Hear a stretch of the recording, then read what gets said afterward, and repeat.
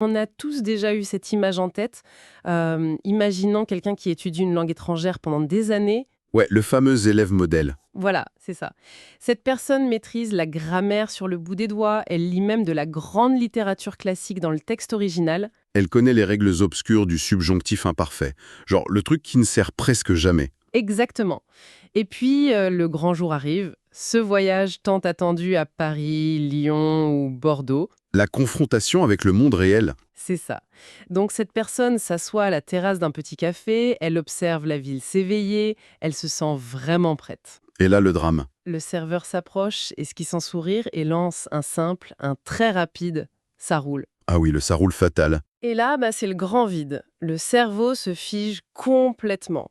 Parce que le manuel de grammaire, il n'avait absolument pas prévu ce scénario. Bah non, clairement pas. Ce grand vide, en fait, c'est ce qu'on appelle le fameux mur du niveau B2. C'est-à-dire, C'est quand on connaît les règles mathématiques de la langue, tu vois, la structure, mais on n'en connaît pas du tout la musique. ah, la musique, j'aime bien le terme. Ouais, parce qu'on a appris dans un environnement parfaitement contrôlé. Un truc stérile presque. Et soudain, paf, on se heurte à la rue, à la vitesse, aux vrais gens. C'est fou. Et justement, quand on regarde les notes qui ont été rassemblées spécifiquement pour notre analyse d'aujourd'hui, il y a une frustration évidente qui ressort. Laquelle? Celle de bloquer face à ces toutes petites expressions du quotidien. Ah oui, le fameux français de la rue, comme on dit souvent. Exactement. L'objectif de notre plongée au cœur de ces recherches aujourd'hui, c'est de décoder cette musique. Un beau programme. Il le faut. Il s'agit de comprendre comment franchir ce fossé immense entre un discours qui ressemble à un livre traduit mot à mot et une véritable fluidité authentique. Quelque chose de plus viscéral, quoi. C'est ça. Alors, décortiquons ça. Par où on commence pour déconstruire ce langage de manuel? Il faut d'abord réaliser que maîtriser ces tournures idiomatiques, c'est pas du tout un simple bonus cosmétique, hein. C'est pas juste pour faire joli, Non, pas du tout. C'est une question de survie sociale. carrément de la survie. Absolument. Quiconque souhaite interagir naturellement, ou même comprendre une blague sans qu'on doive la lui expliquer pendant 10 minutes, Ce qui tue la blague en général. on est d'accord. Ou même juste suivre une conversation de groupe où tout le monde parle en même temps, on doit impérativement passer par là.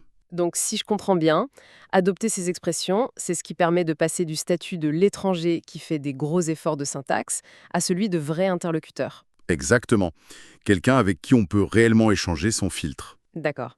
Donc, pour initier ce changement, la logique voudrait qu'on s'attaque à la toute première chose qui sort de notre bouche. Les salutations. Voilà. Et les notes compilées ici regorgent de paires d'expressions pour remplacer ce sempiternel et très lourd « comment allez-vous ». Très lourd et surtout très formel. Oui, on y trouve des formules courtes, presque percussives. Au lieu de faire de grandes phrases, on lance un « ça roule »,« quoi de neuf » ou l'énergique, la forme. Et la réponse doit être tout aussi chirurgicale. On va pas faire un discours. Non, on réplique par un simple « impec » ou « nickel ». Et il y a aussi la prise de congé. Ah oui, on abandonne le « au revoir » super dramatique pour un « à la prochaine » ou même un chaleureux « bisous ». Ce glissement vers l'informel, ce qui est fascinant ici, c'est que ça brise instantanément la glace. Ça crée un lien direct. Ouais, ça installe une proximité redoutable. Prenons le mot « nickel » que tu as mentionné. Oui, C'est super intéressant quand on y pense. Historiquement, ça fait référence au métal, le nickel. le vrai métal. Ouais, qui a commencé à être massivement utilisé au début du XXe siècle, pour sa capacité à briller et à résister à l'oxydation. Ah, donc un truc qui reste toujours propre. Voilà. Dans un contexte militaire ou de nettoyage, quand quelque chose brillait comme un sous-neuf, on disait que c'était nickel. Et aujourd'hui, on l'utilise juste pour dire que tout va bien. C'est ça, pour signifier qu'une situation est parfaite, qu'il n'y a aucun problème. C'est une métaphore visuelle de propreté absolue qui a infusé tout le langage courant. C'est fou, j'aime beaucoup cette approche visuelle. D'ailleurs, si on file la métaphore, on pourrait comparer l'apprentissage d'une langue à la mécanique d'une voiture. Une voiture? Vas-y, je t'écoute. La grammaire classique, les conjugaisons, la syntaxe, c'est le moteur. C'est un bloc lourd, complexe, mais indispensable pour avancer. Ouais, sans moteur, on va nulle part. Voilà, sans lui, on a juste une carcasse vide. Mais ces petites expressions, le ça roule, le impec, c'est l'huile du moteur. Ah, très bien vu. C'est ce fluide qui s'infiltre dans les rouages, tu vois, et qui permet à l'ensemble de tourner sans grincer. Sans que la machine s'enraye dès la première interaction à la boulangerie du coin. Exactement. Par contre, et c'est un point crucial, comme toute huile de moteur, on ne la verse pas n'importe où, ni n'importe comment. C'est-à-dire, il y a des pièges. Oh que oui, Le contexte dicte absolument tout.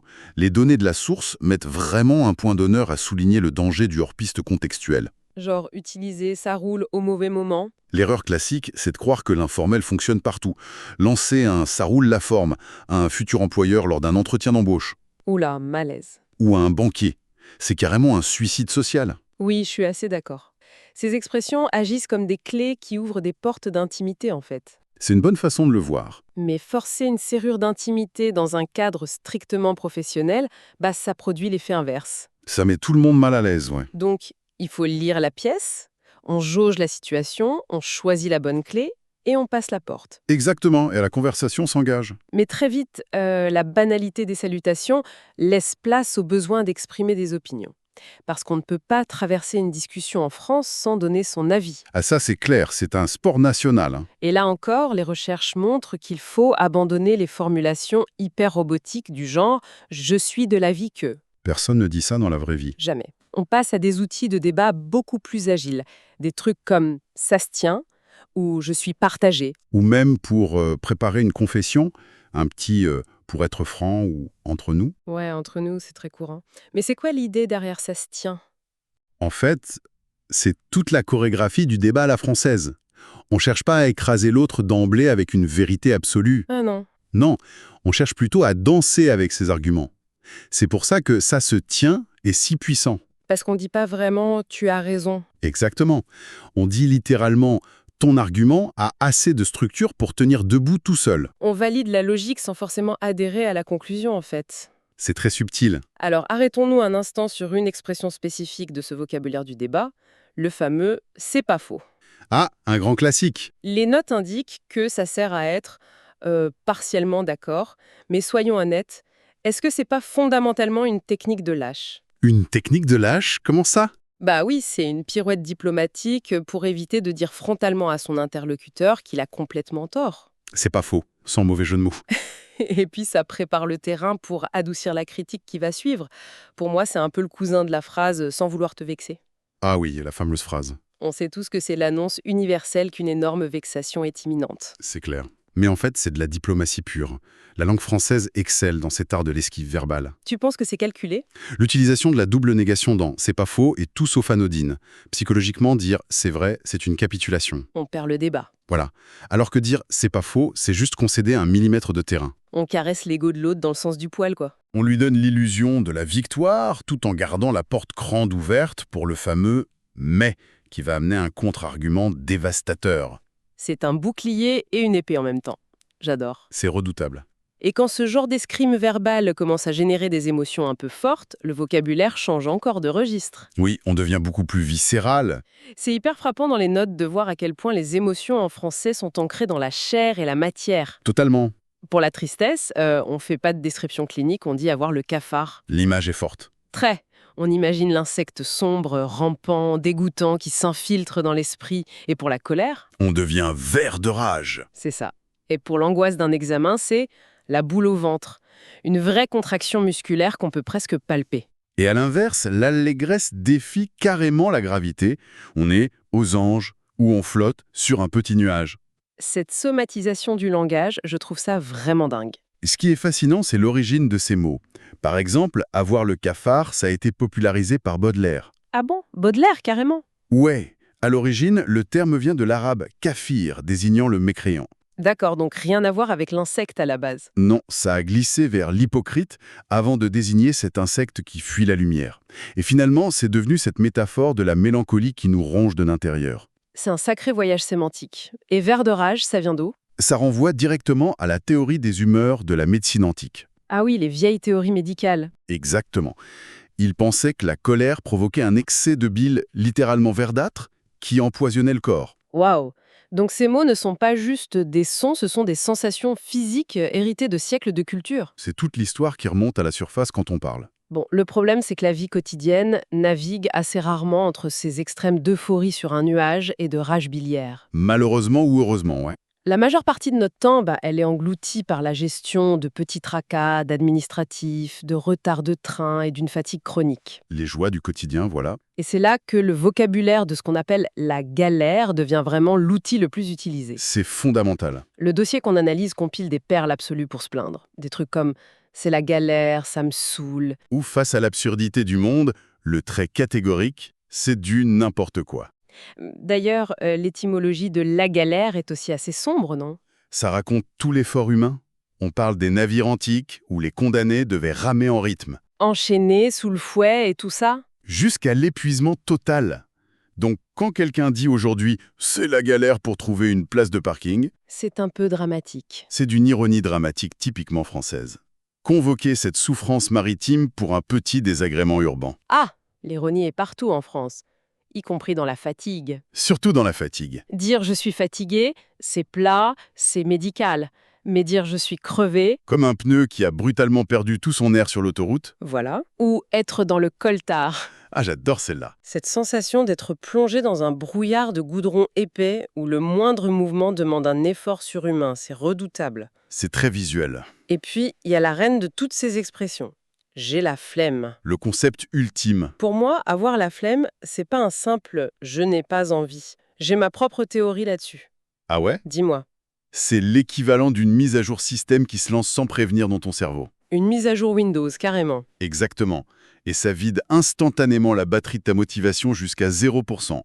Le corps refuse tout simplement de coopérer. C'est une excellente métaphore. Et pour contraster, quand l'univers décide enfin de s'aligner et que tout marche, on retourne à la géométrie stricte. C'est carré. Ou au sommet absolu, c'est top. Si on relie ça au contexte global, toutes ces expressions de la galère, de la flemme ou du succès géométrique, elles ont un point commun crucial. Lequel? Elles s'inscrivent dans l'immédiateté. Elles sont liées au concept de temps qu'on trouve dans notre analyse, comme à l'improviste, sur le moment, d'ici peu. Donc c'est lié au présent. Totalement. Le langage formel prépare l'avenir ou raconte le passé. L'argot ou le français familier, c'est le langage de l'instant présent. D'accord, je vois. Réagir à un café renversé ou à un train annulé par un « c'est du n'importe quoi immédiat », c'est prouver qu'on ne traduit plus dans sa tête. La boucle de traduction est cassée, en fait. Voilà, l'événement se produit et l'expression sort toute seule. C'est la définition même d'une pensée fluide. Mais voilà où le bas blesse. Avoir conscience de ça et posséder un joli carnet rempli de mots comme coltard et flemme, c'est une chose. Oui, Mais sortir ces mots à la microseconde où le serveur renverse le café sans bafouiller, c'en est une autre. c'est tout le défi. Comment on passe de cette collection théorique à un vrai réflexe badass? Les notes qu'on a ici proposent une méthode en 5 étapes très stricte. Les fameuses 5 étapes. Ouais, alors ok, on sélectionne 10 expressions par semaine, on les lie à des situations personnelles, on se force à les utiliser dans les 48 heures, on applique la répétition espacée et on s'immerge culturellement. Un programme solide. Je vais être direct avec toi. 10 mots par semaine. Oui, Dans un monde où on veut tout de suite, c'est d'une lenteur exaspérante. je sens la frustration. Mais grave. Pourquoi ne pas s'enfermer un dimanche entier, s'enfiler 3 litres de café et mémoriser les 60 expressions d'un coup pour régler le problème? Ah, la tentation du binge learning. C'est le piège le plus commun et franchement le plus destructeur dans l'apprentissage des langues. Pourquoi? Si je les apprends, je les apprends. Non, parce que si on avale 60 expressions en un dimanche, le cerveau, face à cette surcharge cognitive massive, va traiter l'information dans la mémoire de travail à court terme. Et après? Et dès la première nuit de sommeil, lors du tri synaptique, il va tout simplement purger ces données qu'il juge non vitales. Il efface tout? Quasiment.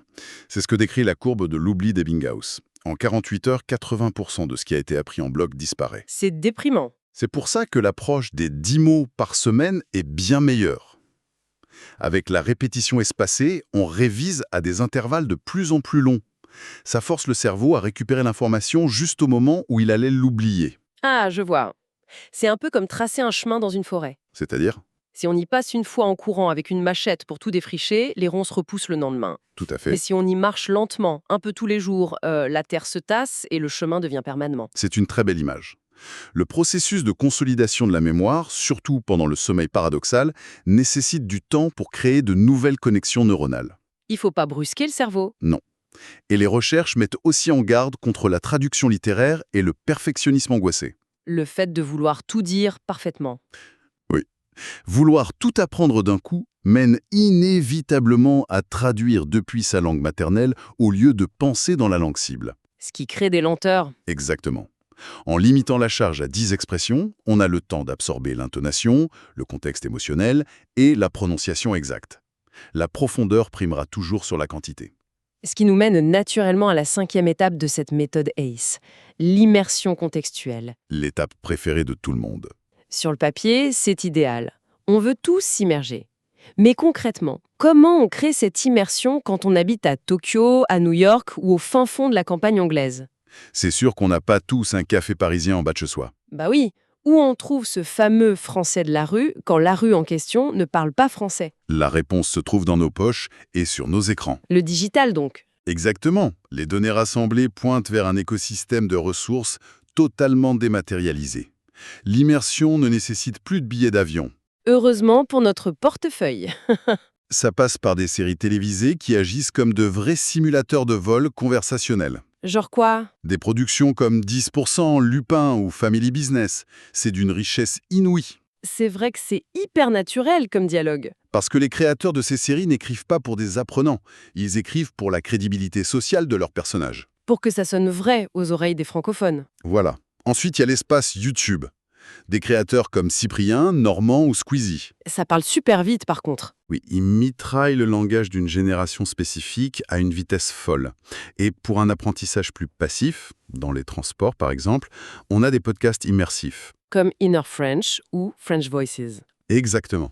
Et des applications d'échange direct avec des natifs comme Tandem ou HelloTalk. On assiste vraiment à un basculement. La culture pop moderne est devenue la véritable salle de classe de l'humanité.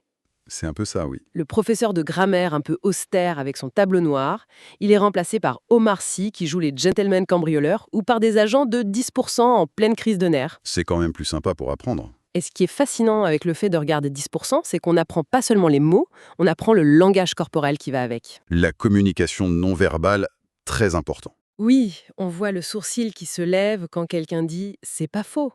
On voit le soupir dramatique qui accompagne « j'ai la flemme ». C'est vraiment un apprentissage en 3 dimensions. Et c'est précisément le but recherché, tu sais. L'objectif ultime d'utiliser ces séries comme laboratoire, c'est pas de faire de l'analyse intellectuelle. C'est quoi alors? C'est la création d'un instinct. Quand on regarde un personnage se sortir d'une situation délicate avec une blague ou une formule toute faite, on calibre son propre cerveau. On s'imprègne de la situation. Voilà. Si demain, un collègue t'annonce qu'il a perdu un dossier important, le cerveau imprégné par ces heures de dialogue scénarisé ne va pas chercher à conjuguer un verbe complexe Il va dégainer un « c'est la galère » instinctif. ou un t'inquiète, on gère sans même y penser. Le filtre de traduction disparaît au profit d'une réaction pure. Donc, si l'on prend un peu de hauteur sur toute cette exploration, le message central est vraiment limpide. On t'écoute. Atteindre l'aisance, cette chimère de vouloir parler comme un natif, c'est absolument pas une question d'empilement de vocabulaire académique. Ah ça, non. Quelqu'un qui connaîtrait l'intégralité du dictionnaire par cœur, mais qui saurait pas quand utiliser « ça roule », paraîtrait profondément étrange en société. Comme un robot très poli. La clé, ça réside dans l'appropriation de ces blocs de sens prêts à l'emploi. Savoir ouvrir une interaction sans être rigide, manier le fleuret de la nuance pour donner son opinion, C'est pas faux. voilà. Et ne pas avoir peur d'utiliser des images viscérales pour décrire sa fatigue ou son agacement. Et la méthode pour y arriver exige de troquer le gavage de crâne contre une lente imprégnation à travers la culture pop. Et le passage de la théorie à la pratique implique forcément de se salir un peu les mains, non? Ah bah, l'apprentissage actif demande du courage. Il faut oser se tromper. Prendre des risques. Exactement. Utiliser nickel dans un mauvais contexte et créer un silence gênant, ça fait partie du processus. La petite honte qui fait grandir. Cette brûlure sociale légère marquera la mémoire bien plus efficacement que 100 lectures d'un manuel de grammaire.